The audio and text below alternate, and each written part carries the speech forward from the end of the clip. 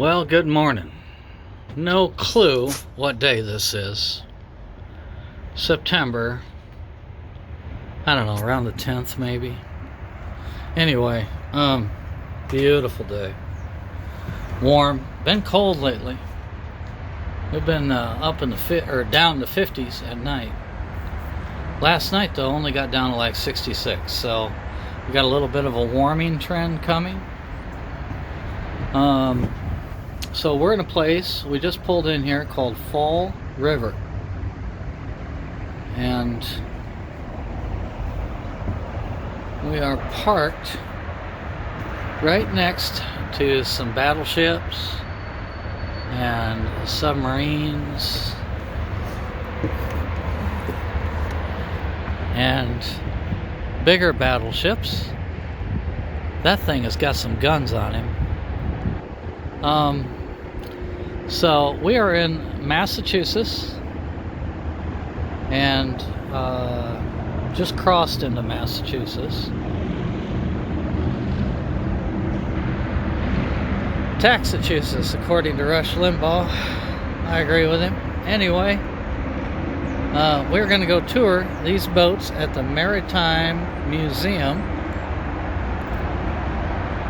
and give a look-see at some of these battleships and submarines. Looking forward to it. Good morning.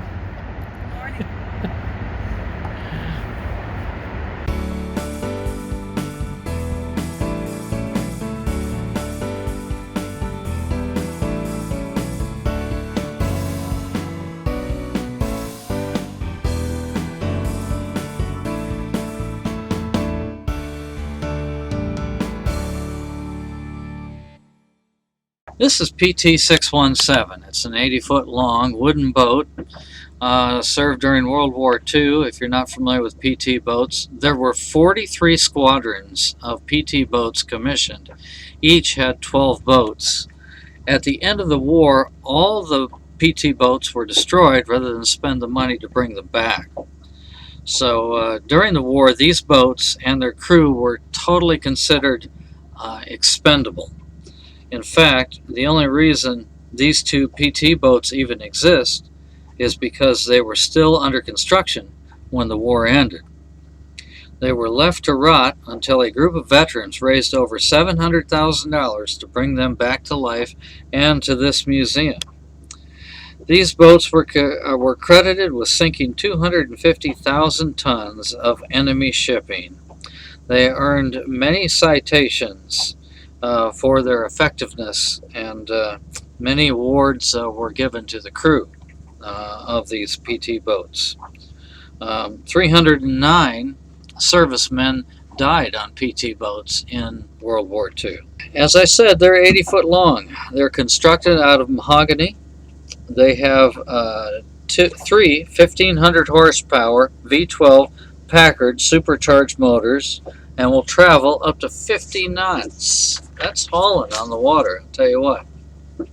They have the capability of sneaking up on you, at night, because they had radar, which was a new thing in World War II, and they could plumb the exhaust from the engines in the water so that you wouldn't be able to hear them coming. They were heavily armed. They had 4 torpedoes on each one, anti-aircraft guns, rocket launchers, you name it. They had a lot of weaponry.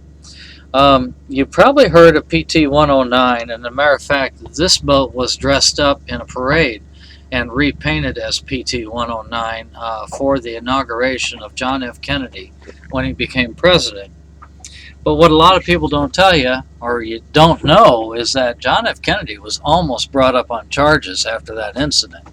See, when you put one of these into gear, it takes several seconds. It's kind of a complicated procedure to get the boat into gear and get it moving forward. So when that Japanese destroyer was bearing down on him, the boat was in neutral, which it was not supposed to be when it was in a active combat zone. So if John F. Kennedy wouldn't have swam to that island and got help for his crew, and his heroics on that, he probably would have been brought up on charges because that boat was supposed to be in gear when it got hit, so it would have been easy to move out of the way of that Japanese destroyer. Speaking about John F. Kennedy, did you know that he had an older brother named Joseph P. Kennedy, and he died in 1944 in World War II when he was a pilot, and they were actually experimenting with drones in order to knock out the V-2 launch pads from Germany. So these drones, these American drones, you had to take off in a mothership and get the drone flying in the right direction, and then it was supposed to crash into the V-2 launching pads in Germany, and or actually I think in France. But once they got them up and sort of programmed, they were supposed to bail out over England and let the planes go the rest of the way on their own. Well, there was 21,000 pounds of munitions on board these drones, and they were over England, and he was killed. So they named this ship the Joseph P. Kennedy after him. He was a highly decorated World War II pilot, and this ship is a destroyer. Now, a destroyer is different than a battleship. Battleship is designed to take punishment and give it. These ships were they were called tin cans. A lot of the people who sailed on them, they were made out of a much thinner metal, much thinner materials. They were made to go fast, deliver a lot of punishment real fast. Here's the PX in the ship. These ships, well, this particular ship had a very historic life. This is the sonar room, and this is where they would detect underwater potential enemies, friend from foe for submarines and things like that. So it was fully equipped with forward-seeking sonar, which is something that has just come out now in the private sector. This destroyer was put into service in 1945 at the end of World War II. It served in Korea.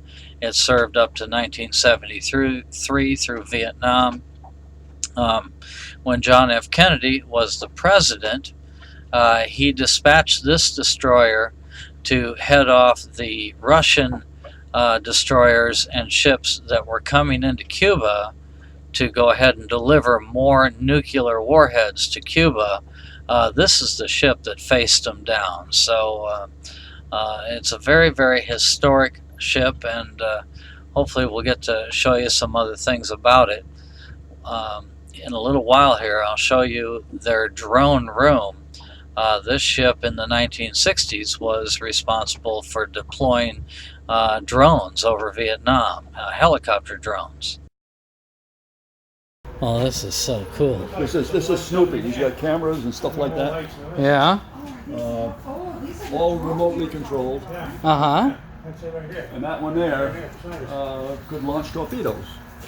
Gee. Sonar would pick up a hit, and if they thought that this guy was usable for that, we'd have no torpedoes on here, but that is. Mm-hmm. You'd fly over and just let them go, I'm told. And that's quite a load. Those something are heavy. Yeah, that is a load. Look at, they got a carbon fiber encasing on this. Oh, yeah. To look at it, you wouldn't think it'd be able to pick those things up. No.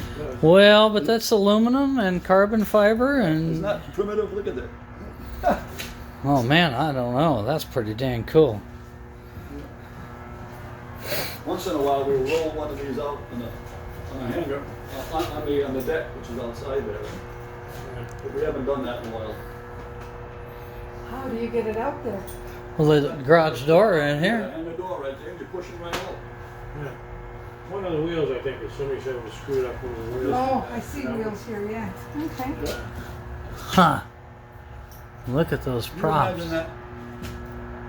This was 60s vintage. Today that would be replaced with something this big. I've heard people say, I don't know for sure, but they say this wasn't very reliable, these things here. They Oh. lost more than they go off and they just don't come back. Well, who would have guessed it had helicopter drones in the 60s? This is something that I've kind of always wanted to be right here when a big ship is offshore. Next to the helm, looking out, waves pounding over the deck, ship moving through the ocean. This would be a good spot to be.